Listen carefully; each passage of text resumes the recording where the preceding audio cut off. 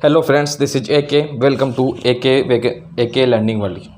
यानी स्वागत है आपका हमारे यूट्यूब चैनल, आपके यूट्यूब चैनल ए के लर्निंग वर्ल्ड में। आज हम बात करेंगे जो हमारे जो सीटेट जुलाई 2023 सीडीपी की जो सीरीज चल रही है, यानी सीटेट जुलाई 2023 जो चाइल्ड डेवलपमेंट एंड पेडागोजी यानी बाल विकास एवं शिक्षा शास्त्र 2 की जो सीरीज चल रही है, उसकी आज 31st क्लास है, यानी 31वीं क्लास है। उसमें जो हमारा टॉपिक चल रहा है, क्या चल रहा है?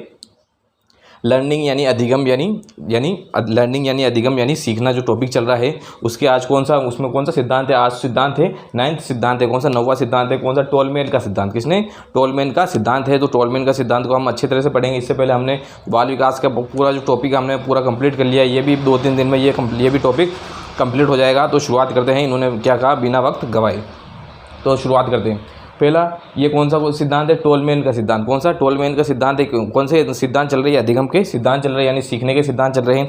पहला पॉइंट क्या है? पहला पॉइंट वैज्ञानिक कौन कौन थे इसमें? वैज्ञानिक आपने सामान्य तौर पर टोलमैन तो सुना होगा, लेकिन एक और वैज्ञानिक थे इसमें, हार्जिंसक। कौन से? हार्जिंसक मनोवैज्ञानिक थे। तो ये 2 मनोवैज्ञानिक है। तो इन्होंने ये सिद्धांत प्रतिपादित किया था। मुख्य रूप से टोलमैन थे, इसलिए इनको कहा टोलमैन का सिद्धांत। अब दूसरा, जो इस सिद्धांत के अन्य नाम क्या? अन्य नाम जो है, इससे परिभाषा, इससे अक्सर जो है प्रश्न बनता है। तो क्या है? चिन्ह अधिगम का सिद्धांत और प्रतीक अधिगम का सिद्धांत, और क्या है? संकेत अधिगम का सिद्धांत। पहले आपको मैं ये पूरा जो है इस टॉपिक का मैं जो बता देता हूँ, इसका सार क्या है इस उद्देश्य, इस सिद्धांत का। यानी इस सिद्धांत में ये बताया गया है कि जो बालक जो होता है, किसी भी उद्देश्य को देखकर वो अपनी क्रिया करता है। क्या करता है? अपनी अंत्य क्रिया करता है।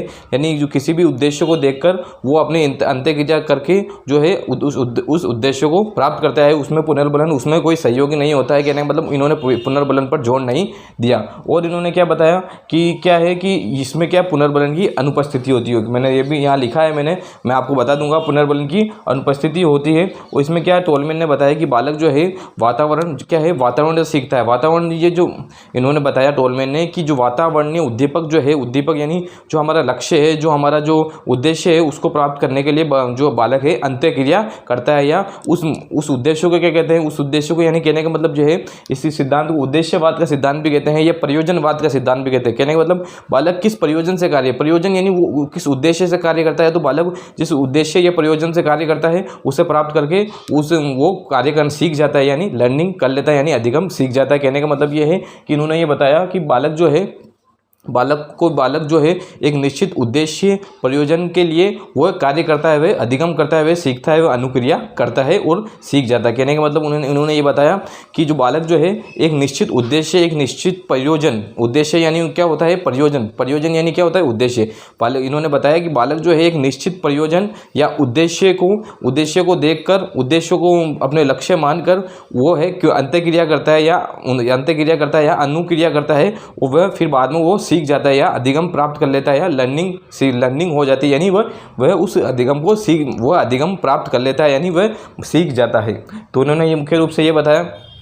तो आपको समझ में आ गया होगा कि इन्होंने क्या बताया कि बालक एक निश्चित उद्देश्य या प्रयोजन को लक्ष्य मानकर अनुक्रिया करता है और वह सीख जाता है, यानी उसको अधिगम प्राप्त हो जाता है, या वह लर्निंग प्राप्त हो जाती है। तो शुरुआत करते हैं। अब इन्होंने क्या क्या बताया? इन्होंने बताया इनके सिद्धांत का नाम क्या है?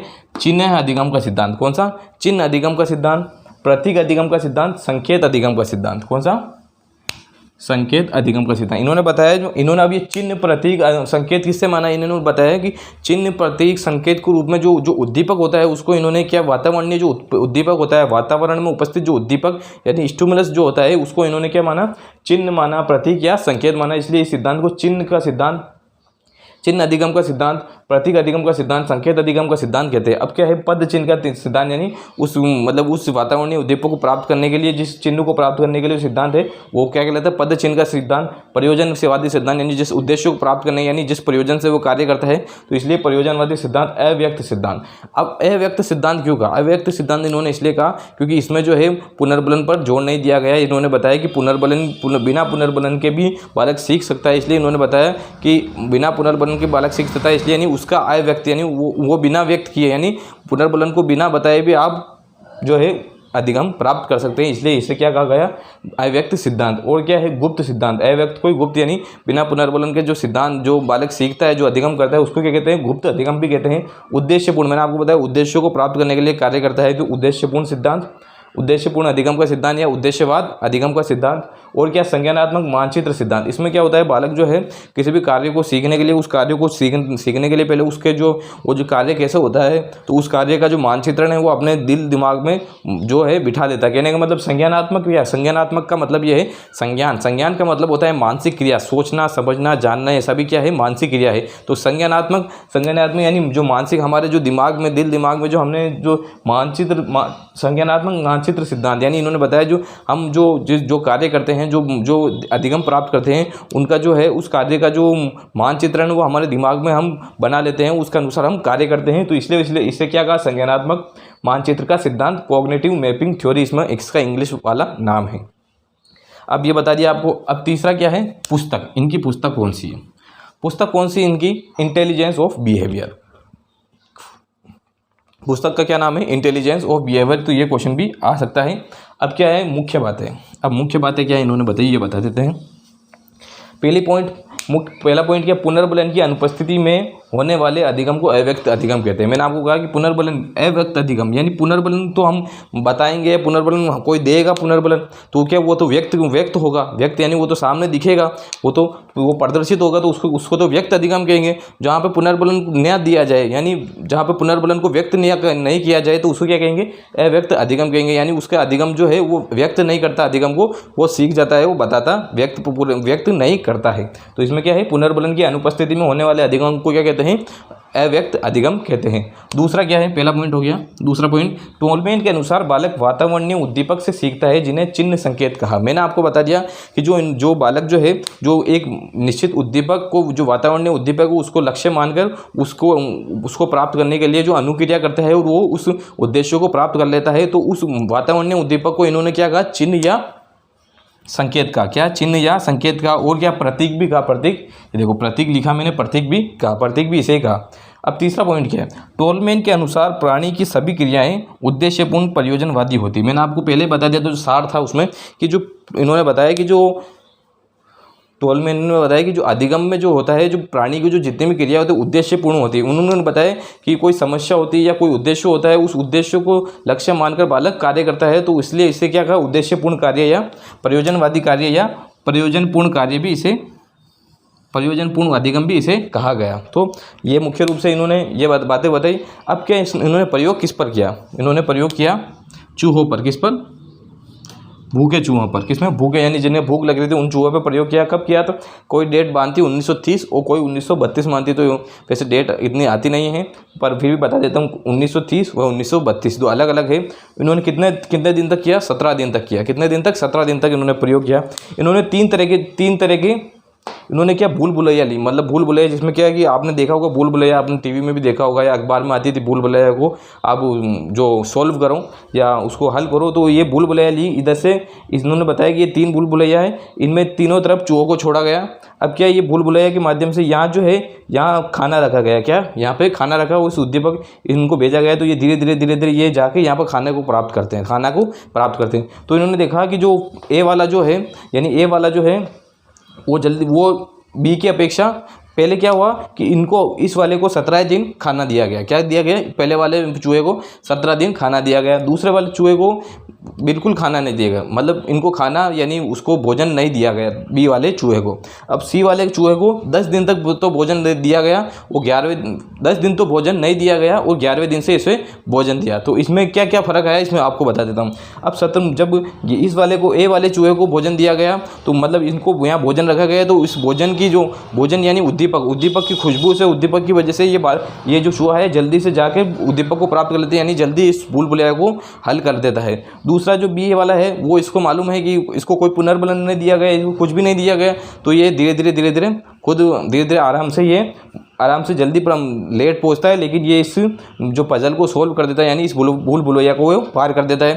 तीसरा वाला भी इसकी तरह ही लेट पहुंचता है, तो ये दोनों लेट पहुंचते हैं। अब ये लगातार चलती रहती है, लेकिन ये सबसे पहले पहुंचता है, फिर बाद में ये दोनों पहुंचते हैं। अब देखिए, जब 11वां दिन आता है, जब इसे खाना दिया गया, तो क्या है, ये सब अब तीनों को एक साथ छोड़ा गया, तो सबसे पहले जो पहुंचता है वो सी वाला पहुंचता है 11वें दिन। क्या है, 11वें दिन सबसे पहले सी वाला पहुंचता है, फिर बाद में ए वाला पहुंचता है, फिर बाद में बी वाला पहुंचता है। ऐसा क्यों है कि दोनों को खाना दिया गया पर पहले सी वाला क्यों पहुंचा? तो इन्होंने बताया कि जो है सी वाला जो है सी वाला भूखा था। सी वाले को क्या है कि अधिगम जो है उसको अधिगम प्राप्त हो गया था, क्योंकि वो है अब रास्ता जान गया था, वो भूल-भुलैया का रास्ता जान गया था, पर वो व्यक्त नहीं कर पा रहा था क्योंकि उससे आगे पुनर्बलन नहीं था, उससे आगे उद्देश्य नहीं था। वो केवल उसे कुछ खाना प्राप्त नहीं हो रहा था, वो तो ज़्यादा प्रदर्शन यानी जो अधिगम को प्रदर्शन नहीं कर रहा था, इसलिए क्या है प्रदर्शन नहीं कर रहा था, इसलिए वो धीरे धीरे जा रहे थे। लेकिन वो उसे मालूम पड़ा कि उसे खाना दिया गया, तो वो जो है उसने अधिगम को प्रदर्शन कराया अर्धगम का, वो जल्दी से जल्दी उसने खाने को प्राप्त किया। तो सबसे पहले इसने प्राप्त किया क्योंकि ये भूखा था, और इसको जो अधिगम की अनुभूति थी, अधिगम यानी इससे भूल भुलैया का रास्ता पता था, तो सबसे पहले इसने प्राप्त किया। अब इसे प्राप्त था, पर इसे ये इतना वो जो अधिगम को पाने के जो उद्देश्यों को या उद्दीपक को पाने के लिए इतना आतुर नहीं था जितना सी वाला था, क्योंकि ये भूखा था, इसे तो रोज़ खाना मिल रहा था, तो ये आराम से जाने लग गया कि मुझे मालूम कि वहाँ खाना मिलेगा।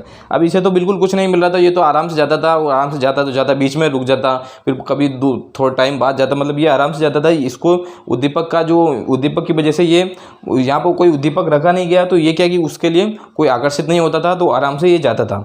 तो इन्होंने इसलिए ये बताया कि जो बालक जो ये पहले धीरे धीरे गए, फिर बाद में लास्ट में सी वाला जल्दी गया, तो इन्होंने बताया कि इसे जो है उद्देश्य यानी अधिगम का जो है अधिगम इसे प्राप्त हो गया था, लेकिन इसने व्यक्त नहीं किया, यानी इसने बताया नहीं कि मुझे जो रास्ता है अच्छी तरह से याद हो गया हो, मैं जल्दी जा सकता हूं, लेकिन इसके सामने जो उद्दीपक रखने पर ये जल्दी से जल्दी रास्ते को प्राप्त करता है। तो इसलिए इस सिद्धांत को क्या कहते हैं? अव्यक्त सिद्धांत कहते हैं। क्या सिद्धांत कहते हैं? अव्यक्त सिद्धांत इसे कहते हैं, इसलिए इसे अव्यक्त सिद्धांत कहते हैं। तो इन्होंने इस सिद्धांत से क्या मिलता है? निष्कर्ष क्या है? निष्कर्ष देखते हैं। निष्कर्ष: प्राणी संज्ञानात्मक शक्ति के सहारे संपूर्ण परिस्थिति का मानसिक मानचित्रण बना लेता है,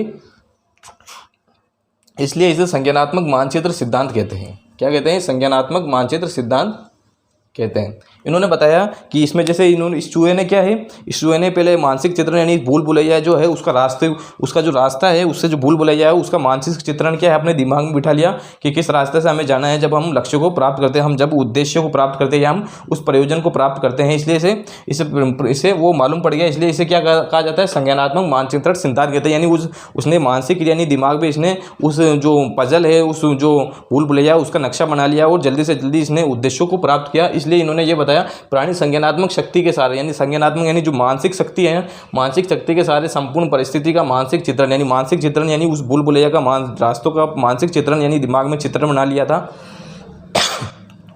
मानसिक चित्रण बना लेता है, इसलिए इसे संज्ञानात्मक मानचित्र सिद्धांत कहते हैं। तो आपको ये समझ में आ गया होगा।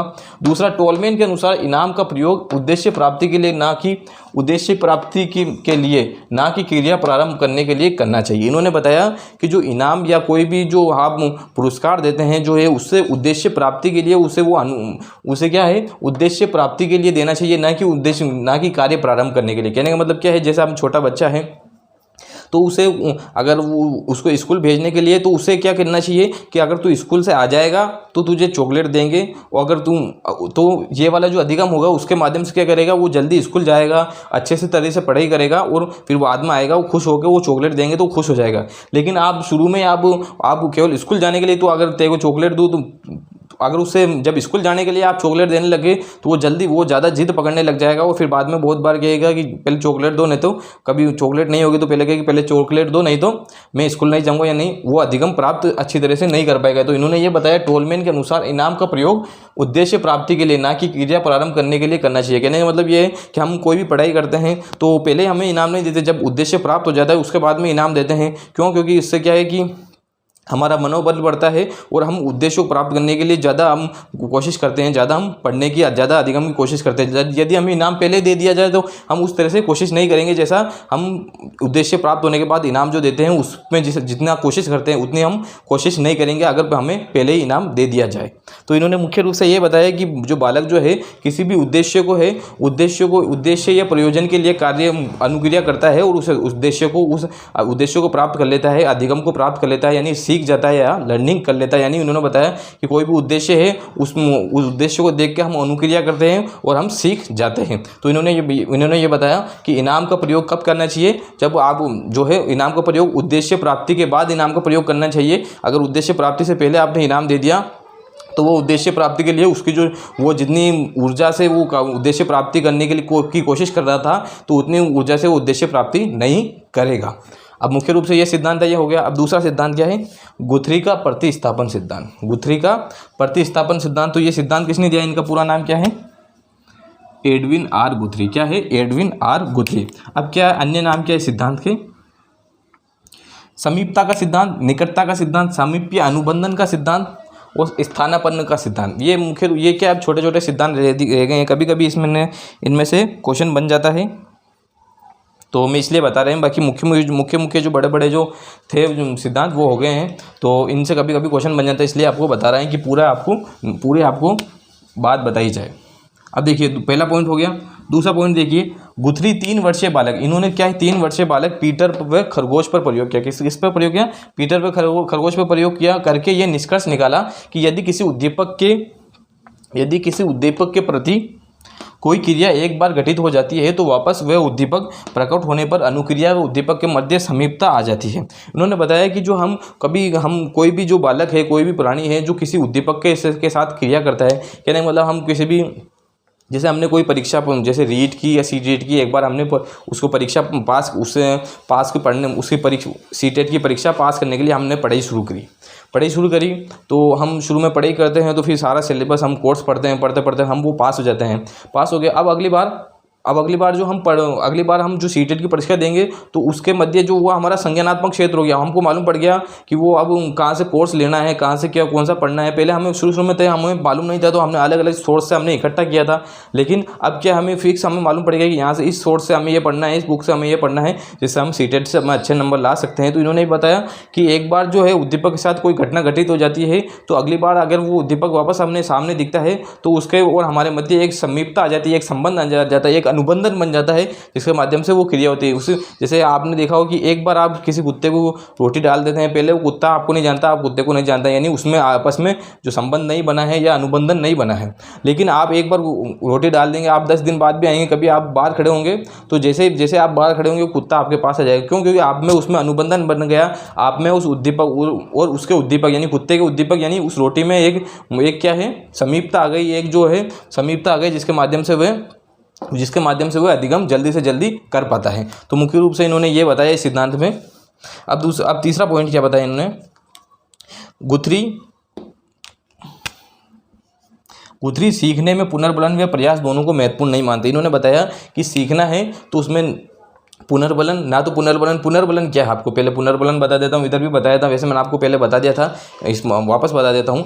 पुनर्बलन वह अधिगम की प्रक्रिया में वह तत्व जिसके जुड़ जाने, मतलब अधिगम की प्रक्रिया में वह तत्व जिसकी वजह से अधिगम की प्रक्रिया तेज हो जाए, यानी अधिगम की जो प्रक्रिया है यानी सीखने की जो क्रिया है वो तेज हो जाए, उस तत्व को क्या कहते हैं, पुनर्बलन कहते हैं। तो इन्होंने बताया कि गुथरी सीखने में पुनर्बलन व प्रयास दोनों को महत्वपूर्ण नहीं मानते। इन्होंने बताया कि ना तो अभ्यास के माध्यम से बालक सीखता है, ना पुनर्बलन के सीखता है, बालक एक बार क्रिया करेगा और सीख जाएगा। इन्होंने ये बताया, अगला पॉइंट इनका यही है, इनके अनुसार सीखना एक ही प्रयास में हो जाता है, इसलिए इसे एकल प्रयास सिद्धांत कहते हैं। कौन सा? एकल प्रयास, यानी एक बार प्रयास करके बालक सीख जाता है। इन्होंने मुख्य रूप से ये बताया। इन्होंने अब ये 5 पॉइंट है, इन्होंने खरगोश पर प्रयोग करके इन्होंने बताया कि जब बड़ा लक्ष्य प्राप्त ना हो तो छोटा लक्ष्य प्राप्त करके बड़ा लक्ष्य प्राप्त करें। इन्होंने ये बताया, इनके बताने का ये मुख्य उद्देश्य, ये लाइन का उद्देश्य ये था कि उन्होंने बताया कि अगर कोई बड़ा लक्ष्य प्राप्त नहीं हो, यानी बड़ा, जैसे किसी ने सोचा कि मुझे IAS बनना है, अगर उसे वो एक बार एग्जाम दिया, 2 बार एग्जाम दिया, अगर उसका नहीं हो रहा है, तो इस सिद्धांत के अनुसार अगर उसे बड़ा लक्ष्य प्राप्त नहीं हो रहा है तो पहले वो RAS की परीक्षा दे, PCS की परीक्षा दे, जिसके माध्यम से क्या है वो एक बार स्टेट लेवल पर वो सिविल सर्विस में हो जाए, फिर बाद में वो IAS की परीक्षा दे, जिसके माध्यम से वो आगे बढ़ सके। अगर वो लक्ष्य भी प्राप्त नहीं हो रहा तो पहले वो पटवारी की परीक्षा दे, अगर वो भी नहीं हो रहा तो पहले ग्राम सेवक या ग्राम सेवक अधिकारी जो वीडियो होता है उनकी परीक्षा दे, फिर बाद में पटवारी की परीक्षा दे, फिर उसमें पास हो जाए तो पहले वीडियो की यानी ग्राम सेवक की या ग्राम विकास अधिकारी की परीक्षा दे, उसमें पास हो जाए तो फिर पटवारी की दे, पटवारी में पास हो जाए तो फिर RAS की दे, RAS में पास हो जाए तो UPSC यानी IAS की परीक्षा दे, जिसके माध्यम से वो लक्ष्य को प्राप्त कर सके। तो मुख्य रूप से ये 2 सिद्धांत हमने आज समझे। अगर आपको ये वीडियो पसंद आई हो तो वीडियो को लाइक करें, चैनल को सब्सक्राइब करें और ज़्यादा से ज़्यादा शेयर करें AK लर्निंग वर्ल्ड, जिससे आपके साथ वालों की भी मदद हो सके, उस चैनल को भी ग्रो होने में मदद हो सके। और हमेशा ये ध्यान रखिए, हंसते रहिए, मुस्कुराते रहिए और जब तक जो सफल ना हो तब तक कोशिश करते रहिए। इसी के साथ आपसे विदा लेता हूँ। आज हमने कौन सा सिद्धांत पढ़ा? एक तो टोलमैन का सिद्धांत पढ़ा। कौन सा? टोलमैन का सिद्धांत पढ़ा हो एक, हमने गुथरी का प्रतिस्थापन सिद्धांत दिया, प्रतिस्थापन सिद्धांत हमने पढ़ा। तो मुख्य रूप से ये 2 सिद्धांत हमने पढ़े। तो आप इसी के साथ अब आज आपसे विदा लेता हूँ। Thank you. AK learning world.